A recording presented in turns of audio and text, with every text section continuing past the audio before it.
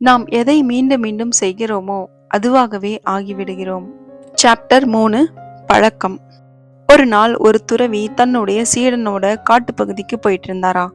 அங்க முளைவிட்டிருந்த ஒரு சின்ன செடியை பார்த்து அதை புடுங்குன்னு சொல்லிட்டு சொன்னாராம். அந்த சீடனும் அதை ஈஸியா புடுங்கிட்டானா. அதுக்கப்புறமா தன்னுடைய தோளளவு வளர்ந்திருந்த செடியை புடுங்க சொன்னாராம். அவனும் அதை ஈஸியா புடுங்கிட்டானா. அதுக்கப்புறமா அவனுடைய உயரத்துக்கு வளர்ந்திருந்த மரத்தை பார்த்து நீ அதை புடுங்குன்னு சொல்லிட்டு சொன்னாராம். அவன் கொஞ்சம் சிரமப்பட்டு அதனுடைய வேரையெல்லாம் புடுங்கி அதை பிடுங்கி போட்டானா. அதுக்கப்புறமா ஒரு மரத்தை காட்டி அதை நீ புடுங்குன்னு சொன்னாராம். அந்த மரம் கிட்டத்தட்ட 50 அடி உயரம் வளர்ந்திருந்ததாம். அதை அவன் அண்ணாந்து பார்க்க வேண்டியதா இருந்ததாம். அதனால அந்த சீடன், என்னால இதை புடுங்க முடியாது, மன்னிச்சிடுங்க குருவே அப்படின்னு சொன்னானா. இந்த மாதிரி தான் எல்லா பழக்கமுமே. ஆரம்பத்துல சின்னதா இருக்கும் போதே அதை களையிறது ஈஸியா இருக்கும். அது வேறு ஒன்றிடுச்சு அப்படின்னா அதை கண்டிப்பா நம்மளால எடுக்கவே முடியாது. வாங்க இன்னைக்கான வீடியோக்குள்ள போலாம். நீங்க பார்த்துட்டு இருக்கிறது மை என்ரூட் லைஃப். இந்த புத்தகத்தை உங்களுக்காக நான் வாசிக்கிறது மோகனா Saravanakumar. Welcome to my channel. நம்ம தெரிஞ்சோ தெரியாமையோ பழக்கத்தின் காரணமா என்ன பண்றோம் அப்படின்னு தெரியாம தினம் தினம் சில விஷயங்களை பண்ணிட்டு இருக்கோம். இப்ப எடுத்துக்காட்டா ஒரு கதையை பார்க்கலாம். ஒரு மனுஷன் குதிரை மேல வேகமா ஓடிட்டு இருந்தானா. அவனை நிறுத்தி நீங்க எங்க போறீங்க அப்படின்னு சொல்லிட்டு கேட்டாங்களாம். அதுக்கு அவன் சொன்னானா, எனக்கு தெரியாது, என் குதிரையை கேளுங்கன்னு சொன்னானா. அந்த மாதிரிதான் இந்த குதிரை அப்படின்ற பழக்கத்து மேல ஏறி உக்காந்துக்கிட்டு நம்ம எங்க போறோன்னே தெரியாம அது இஷ்டத்துக்கு போயிட்டு இருக்கோம். இந்த மாதிரி பழக்கத்துக்கு அடிமையாகி நம்ம போயிட்டு வந்துட்டு இருந்தோம் அப்படின்னா நம்மளுடைய வாழ்க்கையுடைய லட்சியத்தை நம்மளால கண்டிப்பா அடையவே முடியாது. வாழ்க்கையில 95% நம்ம கத்துக்கிட்ட பழக்கங்களால தான் எல்லாத்தையும் உருவாக்கி வச்சிருக்கோம் அப்படின்னு சொல்லிட்டு சைக்காலஜிக்கல் ஃபேக்ட் சொல்லுது. நம்ம பிறக்கும்போது உள்ளுணர்வோட மட்டும்தான் பிறக்கிறோம், பழக்கத்தினால பிறக்கிறது இல்ல. கால சூழ்நிலையும் சரி, சந்தர்ப்ப சூழ்நிலை, நம்ம வளர்ந்த விதம், இவையெல்லாம் சேர்ந்து நம்மள பழக்கத்துக்கு அடிமையாக்கிடுது. நான் நிறைய வெற்றியாளர்களை சந்திச்சிருக்கேன். எல்லாரையும் பார்க்கும்போது அவங்க எல்லார்கிட்டயுமே நிறைய நல்ல பழக்கங்கள் இருந்தது என்னால பார்க்க முடிஞ்சது. அதுக்குன்னு அவங்க கிட்ட மோசமான பழக்கங்கள் இல்லை அப்படின்னு சொல்லிட்டு நான் சொல்ல வரல. நிறைய நல்ல பழக்கங்களை அவங்க தன்னுடைய வாழ்க்கை முழுக்க நிரப்பி வச்சிருந்தாங்க. ஆனா சாதாரண மக்கள் என்னவானாலும் சரி, பழக்கமாயிடுச்சுன்னு சொல்லிட்டு ஒரே விஷயத்த தினமும் பண்றத தன்னுடைய பழக்கமாவே கொண்டிருக்காங்க. போதுமான அளவு மறுபடியும் பயிற்சி செஞ்சுட்டு வந்தா நல்ல நடத்தையோ கெட்ட நடத்தையோ ஒரு பழக்கமா மாறி உங்க வாழ்க்கையில ஆதிக்கம் செலுத்த ஆரம்பிச்சிரும். இதுல இருந்து தப்பிக்க என்ன பண்ணணும்னா, உடனடி திருப்தி அப்படின்ற பொறியிலிருந்து நம்ம விடுபடணும். 3 மணி நேரம் உருப்படி இல்லாத ஒரு தொலைக்காட்சி நிகழ்ச்சியை நம்ம பார்த்துறோம்னு வைங்களேன், நமக்கு ஒரு நல்ல புத்தகம் படிக்கவோ அல்லது ஆடியோ புக் கேட்கவோ டைம் இருக்காது. ஒரு நல்ல ஷூவை வாங்கி வச்சுட்டா மட்டும் நம்மளால மாரத்தான்ல ஜெயிக்க முடியுமா? தினமும் பழகணும் இல்லையா? தினமும் ஓடி பழகணும். ஒரு பழக்கம் நம்மள உடனே சிதைக்காது. எடுத்துக்காட்டா மெக்டொனால்ட்ஸ் பர்கரை ஒரு கடி கடிச்ச உடனே உங்களுக்கு ஹார்ட் அட்டாக் வந்துடும் அப்படின்ற நிலைமை இருந்ததுன்னு வைங்களேன், நீங்க 2வது வாட்டி அந்த பர்கரை வாங்குவீங்களா? இல்ல ஒரே ஒரு வாட்டி சிகரெட் பிடிச்ச உடனே உங்களுக்கு வயசாயிரும்னு சொல்லிட்டு இருந்துச்சுன்னா 2வது வாட்டி சிகரெட் யாராவது வாங்குவாங்களா? பழக்கமும் அப்படிதான். ஒரு வாட்டி நீங்க பழக்கப்படுத்திட்டீங்கன்னா அதனுடைய பாதிப்பு உடனே தெரியாது. கூட்டு விளைவின் காரணமா நாளுக்கு நாள் அதனுடைய நெகட்டிவிட்டி இன்க்ரீஸ் ஆயிட்டே போயிட்டு ஒரு நாள் பூதாகரமா வெடிச்சிரும். ஒரு மோசமான பழக்கம் நமக்கு உடனடி திருப்தி கொடுக்கும். அதனால நம்மளுடைய மனமும் கூட இதே போதும் அப்படின்ற ஒரு நிலைமைக்கு வந்துரும். ஏன்னா உடனடியா எதிர்மறையான விளைவுகள் எதுவுமே நம்மளுக்கு தெரியாது. அதனால அது மோசமான பழக்கம் அப்படின்றதே நம்மளுக்கு தெரியாம போயிடும். ஆனா கண்டிப்பா நம்ம கூட்டு விளைவை தூண்டி இருப்போன்றது உறுதி. ஒரு மோசமான பழக்கத்திலிருந்து விடுபடணும்னா ஒரு சின்ன ஸ்டெப் எடுத்து வச்சீங்கன்னா போதும். ஒரு எடுத்துக்காட்டுக்கு ஒரு சின்ன ஸ்டெப் எப்படி ஒரு மேசிவ் எஃபெக்ட் கொடுக்குதுன்னு பார்க்கலாம். எடுத்துக்காட்டுக்கு லாஸ் ஏஞ்சலஸ் நகர்ல இருந்து நியூயார்க்குக்கு ஒரு ஃப்ளைட் கிளம்புதுன்னு வச்சுக்கோங்களேன். அது போக வேண்டிய திசையிலிருந்து ஜஸ்ட் 1% விலகிச்சு அப்படின்னு வைங்களேன், அது 150 மைல் தள்ளி உள்ள டெலேவர் அப்படின்ற இடத்துக்கு போய் சேரும். அது லாஸ் ஏஞ்சலஸ்ல இருந்து ரொம்ப தூரமா இருக்கிற ஒரு சிட்டி. இதே மாதிரி தான் உங்களுக்கு ஏற்பட்டிருக்கிற ஒரு மோசமான பழக்கமும். ஒரே ஒரு சின்ன விஷயம் டெய்லியும் நீங்க பண்ணிட்டே இருக்க இருக்க உங்களுடைய வாழ்க்கையினுடைய போக்கையே அது மாத்தக்கூடிய சக்தி கொண்டது. சரி, இதுக்கு என்ன பண்ணலாம்? உங்களுக்கு உற்சாகம் ஊட்டக்கூடிய விஷயங்கள கண்டுபிடிங்க. எது பண்ணா உங்களுக்கு சந்தோஷமா இருக்கு, அதே சமயம் ப்ரொடக்டிவிட்டியா இருக்கு அப்படின்றதையும் சிந்திங்க. நேர்மறையா உங்களுடைய கவனத்த விஷயத்தின் மேல செலுத்துங்க. சரி, நம்ம இந்த மாதிரி பாசிட்டிவா நெனச்சா மட்டும் போதுமா? கண்டிப்பா கிடையாது. நீங்க உங்களுடைய மோசமான ஒரு பழக்கம்னு சொல்லிட்டு ஐடென்டிஃபை பண்ணி வச்சிருக்கிற ஒண்ண களையணும் அப்படின்னா, அத விட அதிகமான காரணம் ஒண்ணு வேணும் இல்லையா? சும்மா வெறுமனே நான் டிவி பார்க்க மாட்டேன் அப்படின்னு சொல்றதுல எந்த பிரயோஜனமும் இல்ல. நான் ஏன் டிவி பார்க்கக்கூடாது அப்படின்றதுக்கு ஒரு வலுவான ஒரு ரீசன் வேணும். உங்களுடைய சாய்ஸ் வந்து ரொம்ப வலுவா இருக்கணும். அப்படி இருந்தா மட்டும் தான் நீங்க அந்த பழக்கத்த மாத்திட்டு வேற ஒரு நல்ல பழக்கத்த அதுக்கு பதிலா பயன்படுத்த முடியும். சலிப்பு ஏற்படுத்துற கடினமான விஷயங்கள தினமும் பண்றது நம்ம மனசுக்கும் பிடிக்காது, நம்மள சுத்தி இருக்கிறவங்களுக்கும் பிடிக்காது இல்லையா? அதனால ஈஸியா இருக்கிற மாதிரி உங்களுக்கு பிடிச்ச விஷயங்கள தினமும் பண்ற மாரி பார்த்துக்கோங்க. ஃபார் எக்ஸாம்பிள் வெயிட் லாஸ் பண்ணணும்னு நினைக்கிறீங்கன்னா, 50 கிலோமீட்டர் தள்ளி இருக்கிற இடத்துல ஜிம்ல போய் சேராம, வீட்டு பக்கத்திலேயே ஈஸியா நடந்து போற மாதிரியான டிஸ்டன்ஸ்ல இருக்கிற ஜிம்ல போய் ஜாயின் பண்ணலாம். அதே மாதிரி ஒரு வேலைக்கு போணும் அப்படின்னாலுமே, வீட்டு பக்கத்துலயோ அல்லது கொஞ்ச தூரத்திலயோ போற மாதிரி உங்களுடைய தூரம் அமையணும். அத விட்டுட்டு ரொம்ப தூரமா போகணும், ரொம்ப கஷ்டப்பட்டு நான் போணும்னு இருந்ததுன்னா, நம்ம டெய்லியும் அந்த வேலைய நம்ம செய்ய மாட்டோம். உங்களுடைய படைப்பாற்றல் திறன் முழுமையா வெளிப்படணும்னு வச்சுக்கோங்களேன். பணம் மற்றும் பொருளத் தாண்டி ஒரு வலுவான காரணம் இருக்கணும். அத கண்டுபிடிங்க முதல்ல. சும்மா மெட்டீரியல் திங்க மட்டும் வச்சுக்கிட்டு சாட்டிஸ்ஃபை ஆகணும் அப்படின்னு நினைச்சோம்னா ரொம்ப நாளைக்கு நீடிக்காது. எனக்கு தெரிஞ்சு வாழ்க்கையில வெற்றி பெற்றவங்க நிறைய பேரை நான் பார்த்துருக்கேன்.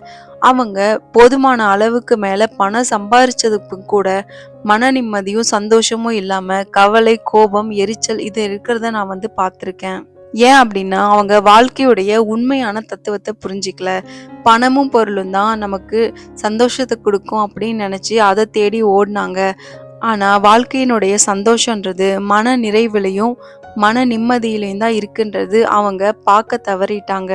அதனால உங்களுடைய வாழ்க்கையினுடைய பர்பஸ் என்ன அப்படின்றத கண்டுபிடிங்க. உங்களுடைய ஒவ்வொரு விஷயத்துக்குமே ஒரு வேல்யூ இருக்கணும். ஒரு பழக்கத்துக்கு வேல்யூ இருந்ததுன்னா நம்மளால கண்டிப்பா அதை தொடர்ந்து பின்பற்ற முடியும். அந்த மாதிரி தேர்ந்தெடுத்து ஒவ்வொரு பழக்கத்தையும் நீங்க நினைவுல வச்சுக்கோங்க.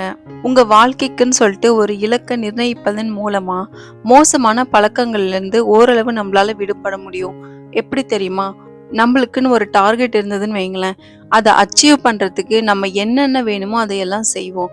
ஸோ ஆட்டோமேட்டிக்கா நம்ம கிட்ட இருக்கிற பேட் ஹேபிட்ஸ் எல்லாமே தன்னாலேயே காணாம போயிடும். உங்களுடைய இலக்குமே ஆகட்டும், அது ஒரே ஒரு அம்சத்தை மட்டும் ஃபோக்கஸ் பண்ற மாதிரி இருக்கக்கூடாது. ஃபார் எக்ஸாம்பிள் எனக்கு பணம் வேணும், எனக்கு வேலை வேணும், நான் ஃபிட்டா இருக்கணும் அப்படின்னு சொல்லிட்டு ஏதோ ஒண்ணுல மட்டும் ஃபோக்கஸ் பண்ணீங்கன்னா மத்த எல்லாத்தையுமே இழக்க வேண்டி வரலாம்.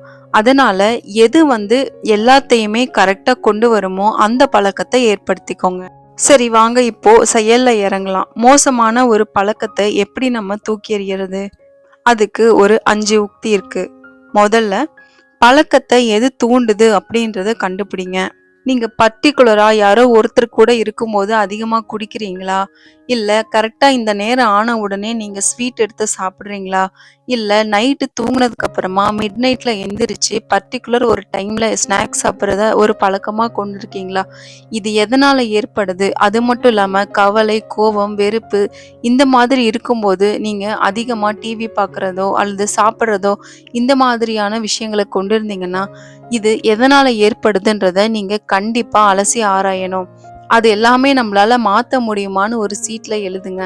அது மட்டும் இல்லாம அது நம்மளுக்கு எந்த அளவுக்கு மோசமான பழக்கமா மாறும் அப்படின்றதையும் வந்து எழுதி வச்சுக்கோங்க. 2வதா தொடை தெரியணும். அப்படின்னா என்னன்னா, இப்போ நீங்க ரொம்ப நேரமா டிவி மட்டுமே பார்த்துட்டு இருக்கீங்கன்னு வைங்களேன், டிவிக்கு கட்டுற காசை வந்து நிறுத்திடுங்க. லைக் ஓடிடி அந்த மாதிரி இருக்கு இல்லையா, அதுக்கு நீங்க சப்ஸ்கிரிப்ஷன் பண்றத நிறுத்திடுங்க.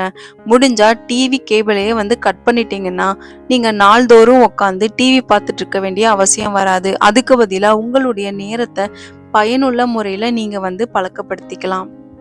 3வதா மாற்று ஒன்றை கண்டுபிடியுங்கள். இப்போ ஒரு மோசமான பழக்கத்தை நீங்க ஐடென்டிஃபை பண்ணிட்டீங்கன்னு வச்சுக்கலாம். அதுக்கு பதிலா இன்னொரு நல்ல பழக்கத்தை நீங்க வந்து திணிக்கணும் இல்லையா? அது என்ன அப்படின்றத கண்டுபிடிங்க. எனக்கு ஒரு மோசமான பழக்கம் இருந்தது. என்னன்னா, சாப்பிட்டு முடிச்ச உடனே ஐஸ்கிரீம் சாப்பிடுறது. நம்ம சாப்பிட்ட உடனே ஐஸ்கிரீம் சாப்பிட்டோம்னா ஈஸியா வெயிட் போடும் இல்லையா? ஆனா அது ஐஸ்கிரீம் சாப்பிடுறதுக்கு பதிலா வேற என்ன சாப்பிடலாம்னு யோசிச்சு நான் வந்து ஒரு சின்ன சாக்லேட் சாப்பிடுறத பழக்கமா மாத்திக்கிட்டேன்.